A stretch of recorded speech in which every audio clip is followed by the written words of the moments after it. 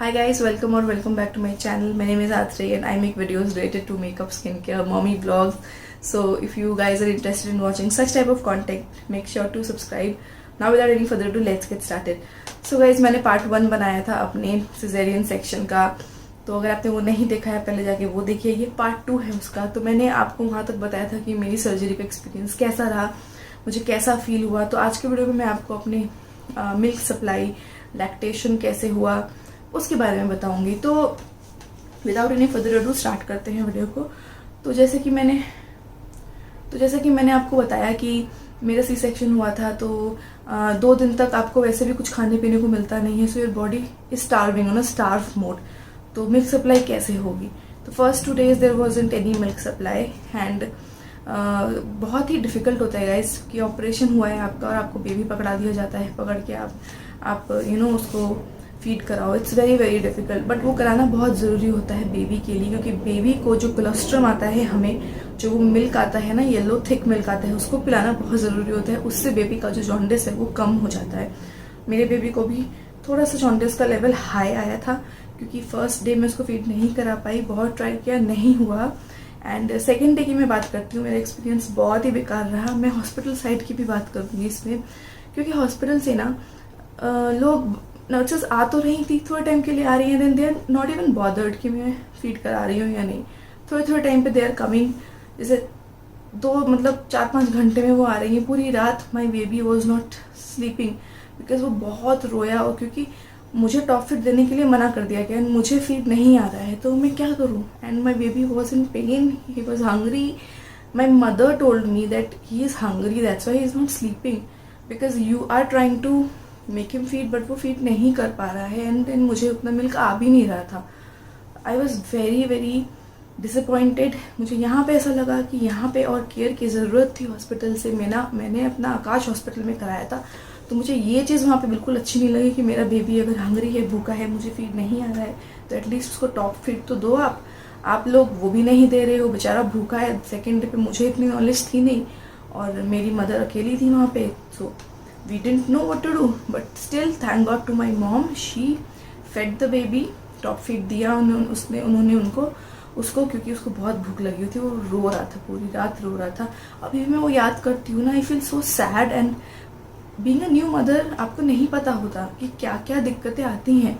हाँ, next time अगर मैं मॉम बनी तो मुझे पता चलेगा, एंड मैं अपने फ्रेंड्स को भी अब एडवाइस कर पाऊंगी, क्योंकि मुझे किसी ने नहीं बताया था कि सेकेंड डे पे ऐसा हो सकता है. देन आता है थर्ड डे, जो कि बहुत डिफ़िकल्ट डे था मेरे लिए. लैक्टेशन एक्सपर्ट्स आते हैं, मुझे बताते हैं इस तरीके से फीड करो. उन्होंने मुझे पहले भी बताया था, बट क्या हो रहा था ना, बेबी लैच नहीं कर पा रहा था, क्योंकि मेरा जो निपल शेप है वो फ्लैट निपल्स की कैटेगरी में आता है. ठीक है, तो बहुत डिफ़िकल्ट हो रहा था उसको लैच करने में. वो एकदम फ्लैट नहीं है, बट फिर जो लैक्टेशन एक्सपर्ट थी, उन्होंने मुझे निपल शील्ड यूज़ करने को दिया. सो निपल शील्ड में यहाँ पे फ़ोटो लगा दूँगी निपल शील्ड की. सो जब मैंने वो यूज़ किया, तब बेबी ने लैच करना शुरू किया, एंड मुझे मिल्क सप्लाई आने लगा थर्ड डे पे. एंड उतना आ रहा था that I drenched my clothes as well. So मुझे समझ में आ गया दैट मिल्क सप्लाई स्टार्ट हो गई है. फिर उन्होंने मुझे कुछ कैप्सूल्स भी दी थी उसको स्टार्ट करने के लिए. Then I used breast pads, क्योंकि मुझे बहुत ओवरफ्लो हो रहा था. एंड उसके बाद से बेबी स्टार्टेड लैचिंग, मतलब थ्रू दी निपल शील्ड, क्योंकि उससे वो अलग से लैच नहीं कर पा रहा था. यहाँ पे मैं आपको एक एडवाइस देना चाहूँगी, बिकॉज मेरे बेबी ने शुरुआत में ही निपल शील्ड से पीना शुरू कर दिया था. Nipple shield is made up of silicon. तो आज तक 2 महीने हो गए हैं, he is using nipple shield. क्यों? क्योंकि उसको आदत पड़ गई थी. उसके बाद मैंने बहुत ट्राई किया छुड़वाने का, बट वो नहीं छोड़ रहा था. So my gynae and my sister in law both are मतलब वो गायने हैं, तो उन्होंने सजेस्ट किया, so let it be, make sure to sterilize the nipple shields properly, and आप उसको पिला सकते हो.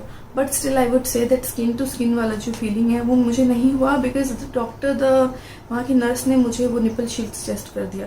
या she suggested it for my good, but the thing is that आप आदत मत डलवाओ उसकी अपनी बेबी को. नेक्स्ट टाइम मैं ये सारी गलतियाँ नहीं रिपीट करने वाली हूँ. बट वो बहुत हेल्पफुल हुआ था, बट उससे क्या हुआ, उसको आदत पड़ गई है, वो नहीं छोड़ पाया आज तक. ये तो रही हॉस्पिटल की बात. तो टॉप फीड देना हमने वहाँ बंद कर दिया, उसको मैंने अपना ही फीड दिया, तो उसका जॉन्डिस थोड़ा नीचे आ गया. फिर हम घर आए, घर पे तो मैं उसको अपना ही फीड दे रही थी. टॉप फीड हो सकता है 1-2 बार दे दिया हो कभी, बट मुझे I remember I use to feed him only, अब नहीं फीड देती थी। Then I use to use, अभी भी यूज़ करती हूँ ब्रेस्ट पंप, उससे एक्सप्रेस कर लेती हूँ, अपना मिल्क रख लेती हूँ, because I feel heaviness in every 2 hours, तो मुझे पंप आउट करना पड़ता है, या एवरी 2 आवर्स अपने बेबी को मिल्क पिला दीजिए। एंड मेक श्योर आप लास्ट का जो मिल्क होता है वो भी पिलाएं, क्योंकि बेबीज़ जो होते हैं वो शुरुआत का मिल्क पी के वो टायर्ड हो जाते हैं, और शुरुआत के मिल्क से ना उनकी प्यास बुझती है। उसके बाद जो एंड का मिल्क होता है, जो गाढ़ा वाला मिल्क होता है, उसमें फ़ैट होता है, सो दे मस्ट कंज्यूम दैट। तो क्योंकि उसका वेट जो है वो थोड़ा सा कम हो रहा था, तो डॉक्टर ने मुझे यही सजेस्ट किया कि आप पंप कर लो, या अगर पिला रहे हो डायरेक्ट ना, तो ट्राई करो कि वो लास्ट का मिल्क भी पिए। बट बेबीज़ बहुत छोटे होते हैं ना, वो सो जाते हैं पीते पीते, तो अगर आपको ये प्रॉब्लम हो रही है तो आप पंप कर लो अपना मिल्क, तो वो बहुत सही रहता है। तो अभी तो वो पी लेता है, आधे घंटे तक ही फीड्स, एंड उसके बाद मुझे ऐसा लगता है कि उसका वेट गेन भी ठीक हो रहा है, तो फैट भी उसको मिल रहा है ना। वो टॉप फीड मैं उसको नहीं देती हूँ, बीच में मैंने 1-2 बार कभी दिया था, जैसे कि मैंने आपको बताया, फॉर माई कन्वीनियंस, बट मैं ट्राई करती हूँ कि मैं अपना ही दूँ, एंड काफ़ी टाइम से I am giving him my own, and देखती हूँ अगर वेट गेन नहीं हो रहा है ठीक से, I will go to doctor checkup कराने, तो फिर I will see what to do, but अभी तक नो प्रॉब्लम। एंड फीड को बढ़ाने के लिए आई हैव टेकन गूंद के laddoo and protein rich diet ले रही हूँ। आई एम नॉन वेजिटेरियन, तो मैं नॉन वेज बहुत ज़रूरी है। दाल का पानी पीना, पानी पीजिए, कोकोनट वाटर पीजिए, एंड मिल्क मैं थोड़ा अवॉइड ही करती हूँ पीना। इट्स अ मिथ कि अगर आप दूध नहीं पीते हो तो आपको दूध नहीं बनेगा, ऐसा नहीं होता, ठीक है। सो आप पानी पियो बहुत सारा, हाइड्रेटेड रखो अपनी बॉडी को, जूसेस का इंटेक आप कर सकते हो। सो इनसे क्या है, फीड आपका आ जाएगा। बहुत बहुत ही सही रहता है दलिया खाना, दूध दलिया आप खाओ, या अगर आपको दूध नहीं पसंद तो नॉर्मल पानी में भी दलिया बना के खा सकते हो, ओट्स खा सकते हो, देन वो जो लड्डू आते हैं जो हम लोग खाते हैं वो खा सकते हो, एंड नारियल पानी पियो। आई drink nariyal pani every day, so that is a booster.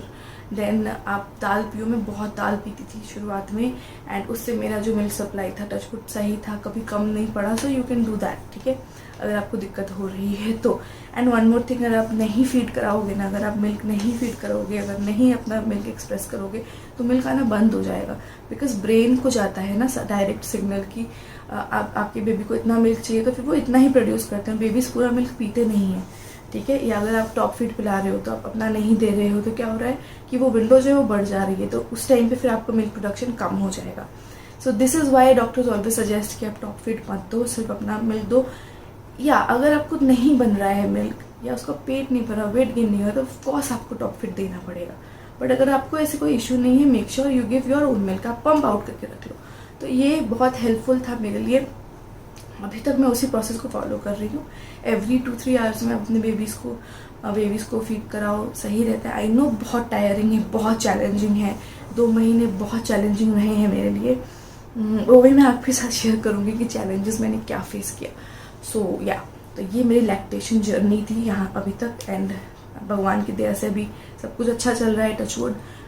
Lactation में कोई प्रॉब्लम नहीं हो रही है, ब्रेस्ट मतलब मेरे फीड कराने में कोई प्रॉब्लम नहीं हो रही है। मैंने एक फीडिंग पिलो ले रखा है जो कि बहुत ही इम्पॉर्टेंट है। Please get a feeding pillow, hospital लेके जाना। मैंने गलती करी थी कि मैं पंप और फीडिंग पिलो नहीं लेके गई थी, ब्रेस्ट पंप लेके जाती तो शायद थोड़ी बहुत हेल्प होती, क्योंकि लैक्टेशन एक्सपर्ट ने और नर्सेज ने ना मेरे को एक्सप्रेस किया, they express milk out of my breast which was very painful, very very painful.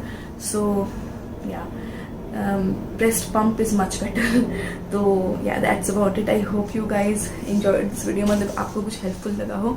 आपको अगर कुछ भी पूछना है किसी चीज़ से भी रिलेटेड, मेक श्योर आप कमेंट सेक्शन में मुझसे ज़रूर पूछिएगा। I would be more than happy. And या क्वेश्चन है पूछो। आई होप मैंने सब कुछ इंक्लूड कर दिया। So this is how my journey was and still going. So Aditya is about to be 2 month पूरा होने वाला है, तो जल्दी उसकी भी वीडियोज़ आने वाली हैं। सो या stay connected, subscribe to my channel, like this video, comment करना, and I will see you guys in my next video. Then you guys take care.